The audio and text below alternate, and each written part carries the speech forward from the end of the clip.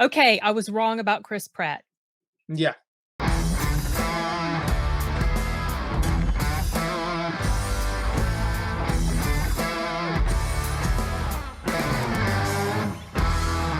I think that's a good Today we're going to review the Super Mario Bros. Movie. Now, Super here's Mario the thing. Bros. Nintendo, after the horrific Mario Bros. Movie back in the early 90s, I think Nintendo backed away from the movie industry for quite some time because of that horrific film. You've never seen it, have you? I have not seen it. I just heard it was terrible. I don't think you're missing much, no. But after the success of Detective Pikachu, and then after the success of Sonic the Hedgehog, I mean, we've been getting video game movie adaptations for a while now, but I feel like we're getting into this period where some video game movies they're actually doing them pretty well. Yeah, there's going to be another Silent Hill. I heard a Fatal Frame, so we got a lot coming. But Nintendo decided to jump back on board with a new movie since they saw the success of these other game movies like Sonic and Pikachu. So yeah, did they achieve greatness or did they fall flat like in 93? Well, let's get to it. Okay. So I want to say right off the bat that I think anyone who is a Mario fan is going to enjoy this movie. And I think you don't have to be a Mario fan to enjoy the movie. You won't get the reference. That's what I was going to say. There's a lot of stuff you will miss. Yeah. Now, I'm not big into gaming, but I did used to play Mario. There was a lot of stuff I recognized. A lot of the music that they wove into the score that I recognized. The sounds that I recognized. And I'll just say right off the bat, I actually enjoyed this quite a bit. Much more than I thought I would. There were several moments where it is actually a family-friendly movie. Well, cartoon violence, but there were several moments where I was laughing out loud and I had a good time. I mean, it's nothing, it's not like a Top Gun Maverick, so don't go thinking like that. No. I had the same enjoyment with it as I did with Detective Pikachu and then Sonic the Hedgehog because I know the game material. Pokemon is different. I watched the anime. I never played the games. I just watched the show, but I recognized everything about it. Sonic I played. And of course I played a lot of Mario, and I still have Mario games. And some of the new stuff from the newer Mario games come in here. You love Mario. Like you really, really like Mario. So as an actual true fan, do you think other true fans are going to, like you're a real full-on fan, do you think that other fans will be as satisfied with this as you are? Absolutely, because I feel that I've seen Nintendo actually protect their brand and they know what people want. I mean, I have issues with them sometimes, but in the movie, they gave what the fans want. Every reference, it's like a fan service. Right. You have the music. You have references to some of his other games, and of course, think Jumpman. That was originally him, Jumpman. It's got some. I guess this is supposed to be set in the 80s because some of the stuff. I think is it set in the 80s? No, because remember Luigi had a cell phone. Oh, that's right. Yeah. And the cell phone also had a reference too. Okay. The music. And then, of course, Luigi has his little reference to Luigi's Mansion. The mansion. I even recognize that because I remember when you played the game. It didn't last long, but it was a nice cameo. But it still felt like it was there. Of course, Mario Kart. Especially Mario Kart 8. It's like they touched on pretty much all the worlds, right? Rainbow Road. Well, the only ones they touched on was Mario's World, of course, the Mushroom Kingdom, and then Donkey Kong's. Maybe they will expand on it later. And Mario Kart as well. Universe like the MCU, but who knows? So there's more that I didn't know about. I wonder if they will go the Super Smash Brothers route. Bring all game characters into one MCU thing. Oh my. They would have to bring Persona, Metal Gear, Castlevania. That might be a little bit trickier because then they'd have Dracula against the Mario Brothers. Yeah. So for character wise, I mean, everybody knows these characters. So what else is there really? Well, Mario, I mean, people for decades now. Peach, yeah, Luigi, Mario, Bowser, Donkey Kong, Diddy Kong, all those characters you would know. So there's not the much. Toad people, the turtles, Okay. Bowser. So about Peach's character. Okay, this is Now, what we were going to talk about this. I had mentioned that when we were on the way home, I mentioned that I remember that Aurelia liked that Peach wasn't the helpless little, when she saw the trailer, she liked that Peach wasn't helpless. Now, she definitely wasn't the helpless little damsel in distress. She was pretty kick-ass. She was almost like the savior in a lot of situations, but that was her world, you know. Mario, like she gets how in the this world. Mario, you were saying some more about. Mario, I can understand why he doesn't do well in the world, because it's more of an origin story. This is an origin story, and that's something that I appreciate. He doesn't just wake up and he's already living in this. You get his introduction to these worlds. It's got to work. And something that I want to add before I forget, we'll get back around to Peach, is so what I mentioned at the very beginning when I said that I was wrong about Chris Pratt. I remember when I saw the trailer and I heard his voice, I remarked multiple times that I did not understand why they did not have Chris Pratt do an Italian accent. I thought that was ridiculous. I complained about it multiple times. I mentioned it maybe in live streams, and I love Chris Pratt, but I was just like, that makes no sense. And I remember complaining in a similar way about Idris Elba when he did Knuckles. In the trailer, it sounded, I could hear a trace of his British accent. And I thought they were just going to have him be British, but that was not the case. He did talk with an American dialect. I think there were just moments, like in the trailer, there were moments where you could hear the Brit a little bit, but that was not. But then again, Knuckles is kind of a warrior, so he would kind of have that. No, but I was talking about like his actual. You know, there were some times where you could hear the accent. But with Chris Pratt. So what I was going to say about Chris Pratt is they basically tackled that issue head on at the very, very beginning. And I appreciated that. I thought that was very tastefully done. It made sense. And by the time the movie was over, I was thinking to myself, I'm really glad they did not go with an Italian accent, because Mario's Italian accent is very, very, like, Mamma mia, it's very exaggerated. It's very out there. And that would have been extremely annoying for the entire movie, in my opinion, because it works for the game. He's not talking all the time in the game. So that would have, I think it worked brilliantly. And what he sounds like is a New Yorker. Well, because he sounds technically, he sounds like he's from up there. His character is from Brooklyn, and he sounded like a Yankee to me. I mean, hey, the guy that created Mario, I think he worked on this, so he knows what he's doing. This is like his baby. That was, this is going to be one of the few times where I change my mind about something. It does happen. There are times when I just decide nope, and nothing will change my mind. But in the case of this, yes. I changed my mind. I was wrong in my criticisms about Chris Pratt. I think he did a great job voicing him. In the trailer, the little bits that you heard in the trailer, I know people were saying, well, he just sounds like Chris Pratt. And yeah, there were moments in the trailer where he did. But throughout the entire course of the movie, he did not sound like Chris Pratt to me. No. There were moments where I could hear it, but there were other times I would never have known.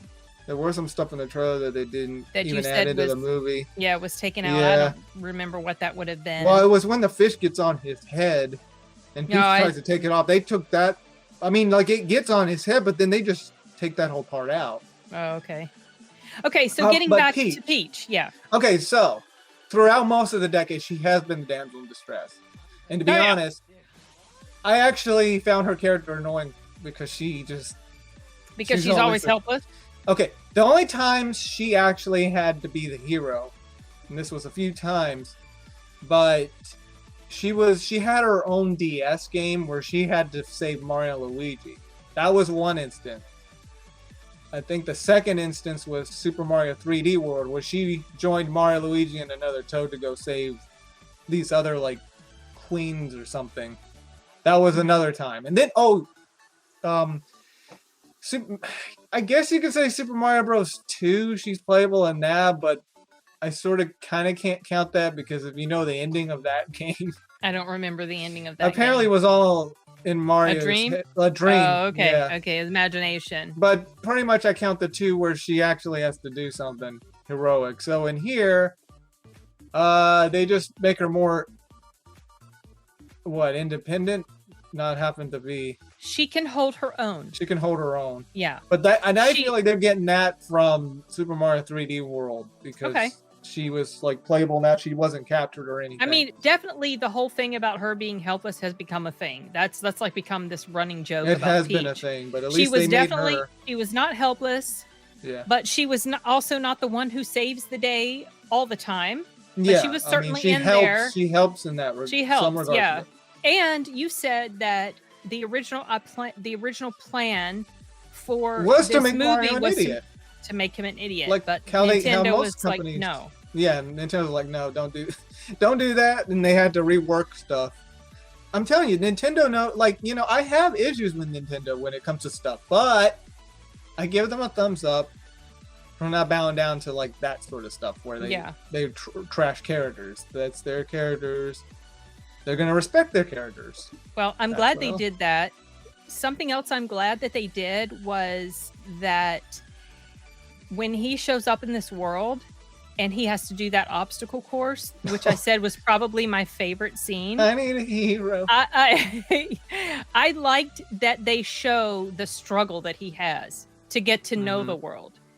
And just like with a gamer, like how a gamer has to go try over and over and over again. When I'm playing Resident Evil 4 remake, I beat the original, but there was they kind of changed it up a little bit, and there were some points where, or even with the Evil Within, like if I die a lot, but I notice the pattern, I get the hang of it after a bit. It's like that, and I can understand like with Mario's struggle in that scene. Is that after you do it a lot of times, you start to pick up stuff. Muscle memory, and you start to just know how to do it. Like, well, of course, your best favorite bands. Okay, so yes, we're trying not to get too heavy into spoilers, but or I'm trying not to. But they use like a lot of like 80s music in here.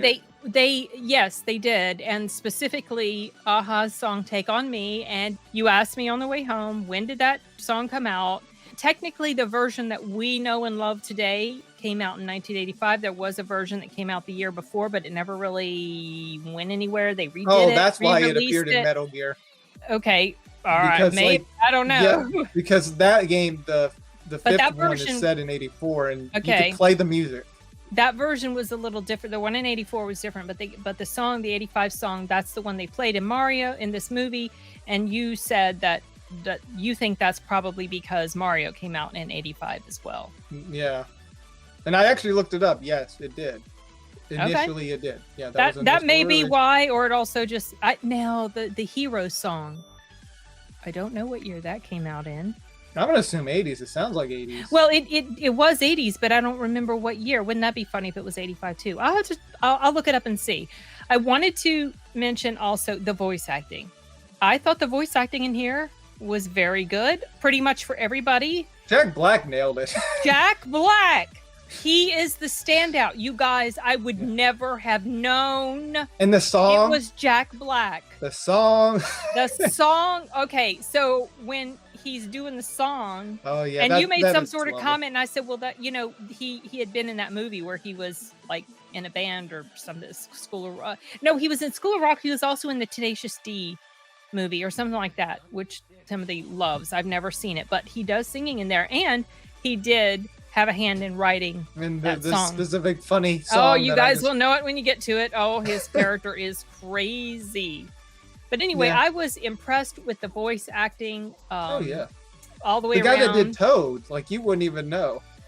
I had no idea. I knew who it was. Well, you mentioned you mentioned him in reference to animals, and so I thought you were talking about Tony Baker. I remember Animal Planet aired something similar to like see, Funniest Home Videos, but it was that was a complete disconnect. So I did not realize he was the host. I think I didn't realize Key was on that. So when you said the guy with the animals. I thought you were talking about Tony Baker, but it was Key. It was the other half of Key and Peele, the people that did the comedy stuff. And Peele is, like I said, the director of Nope and Get Out. You should watch some of their clips. They're pretty funny. But I'm trying to think. I did like the battle with Mario and Donkey Kong. Oh, that was funny. That was I knew. I mean, that showed it in the trailer, but even then, it was just funny. He just looked like he was gonna be this like kick ass, and then and you see what happens. Beats the tar out of him. And then at the end, I mean, when they were done with their battle and they're going off on their mission, and Donkey Kong was like, "I hate you." Oh yeah, I hate you. Or he's like, "Just to let you know, I let you win." And then he wouldn't say why. No, he got his butt kicked. And then, of course, like the whole Mario Kart reference. Something that I had mentioned to you as well was about the movie reviewer who had criticized the scene where Mario is in the cat outfit. Now, so she put herself out there. She's getting dragged for it because it's obvious she has no knowledge at all, or she doesn't have sufficient enough knowledge. I recognize the suit, but as you reiterated, that's part of whatever. I don't remember. It only appeared in Super Mario 3D World, but that was like the new power up at the time. She mentioned that she called it. She thought it was a furry. She said, "I know there's people that like dress up as furries," and she felt like it was like degrading to Mario or something. That's paraphrasing. No, but that's that was the gist of it. And I'm like, dude, that's one of his things. And in the recent release of Super Mario 3D World, it comes with an extra story between Mario and Bowser, and he has like this cat power sort of thing. It's the same. It's the power up. Yeah. So that's where it comes from. Yeah.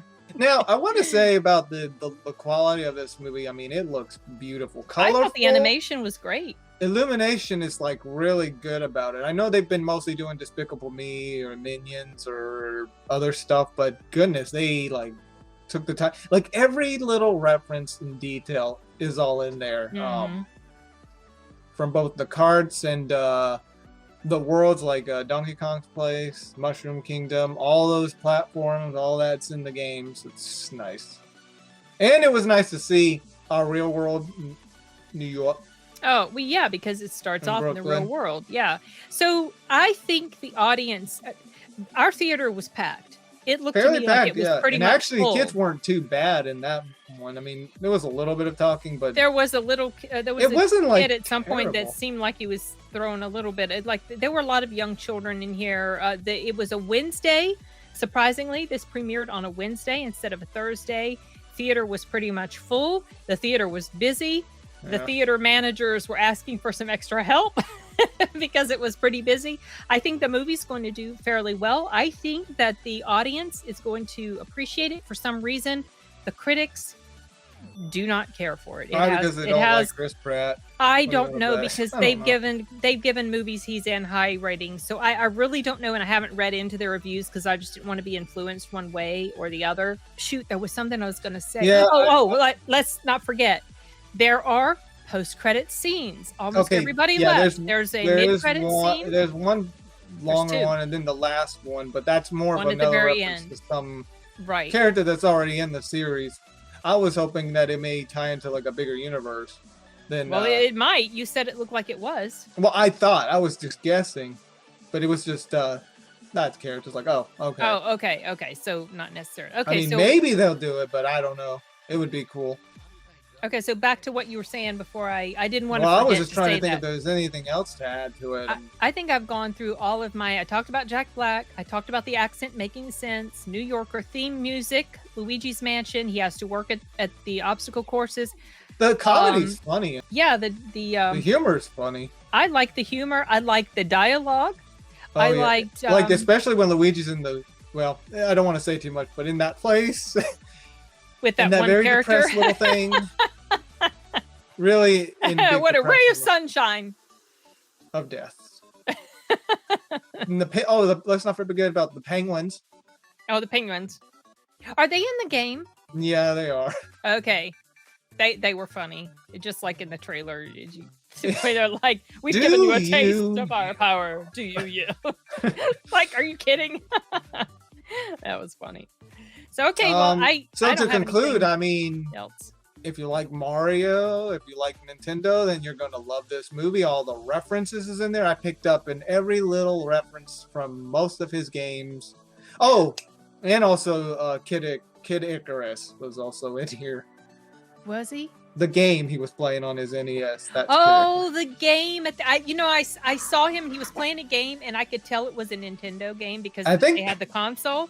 Where he goes into like the you're gonna have to final battle, and I thought you're gonna have to repeat that because you blanked out for a bit. I was just saying, like, I thought Pac-Man was sort of referenced because he goes into the restaurant like when he's hurt near the final point, and I thought I saw the machine. Man, I thought that was Pac-Man. I did see the slash man, but the letter before man did not look like a C. Okay, then maybe it was Jumpman. So I don't know what it was. Yeah, and I don't want to forget this, but the guy that does Mario in the games does have a cameo in here, twice. I only caught the first time. No, he was at the very end. Okay, as the same same guy. He literally did woohoo. Oh, okay. Okay, yeah, he has a cameo, which is kind of a cool thing that they did, I think. Yeah, because I know there was another game too called I think just Mario Brothers. This was like arcades, but he looks like that. But then again, I also mentioned Jumpman, which that was originally Mario. But for my verdict, I say it's very enjoyable. Enjoyable. I had fun. I honestly did not expect to enjoy it as much as I did. Yeah, I was thinking you were going to be like, meh. And I figured it's like, you're not a gamer. You're not a gamer. I mean, I even said to you, I don't think I'm going to enjoy it as much as you. You know, I'm sure you do appreciate it to a greater level than me because you're such a fan. But I did enjoy it much more than I expected. So. Well, now I'm starting to forget what I was trying to say. Oh. I think we were wrapping up. Yeah. Like I was saying. See, I had an open mind. I was either going to like it or not. I'm glad you liked it. As a fan, I'm glad it was something you enjoyed. Yeah, but I am excited about some, and then it ends up not being as great as you think. So I didn't want to get my hopes up. I went in with an open mind, expecting either you weren't going to like it as much as I would, or it would just be mediocre. But no, it wasn't. I liked all the references, of course. Take on me. Because I like Aha, too. I mean, come on. Yeah, of course. Put him in there with the Mario Brothers. Right? Exactly. So yeah, but that's my verdict. It's very enjoyable. Yes, it was quite enjoyable. I'm glad I went to see it with you. Mm-hmm. See? So. I'm right. I'm always right. Well, no, not always. But anyway, okay, I guess... if you want to check out Cyn, where she laughs, cries, a little bit of both, and especially when she gets mad, you can see that too. When I get annoyed at... I think my latest rant was about John Wick. That was one of my latest rants. Of course. And if you want to check out Arturo, he's at Arturelia. He does movie reviews, gaming reviews. He does got some shows. I got shows. He does skits and things like that. Shows. Well, I guess that's it. We're gonna wrap this up and see you guys later. Hasta luego. Mamma mia.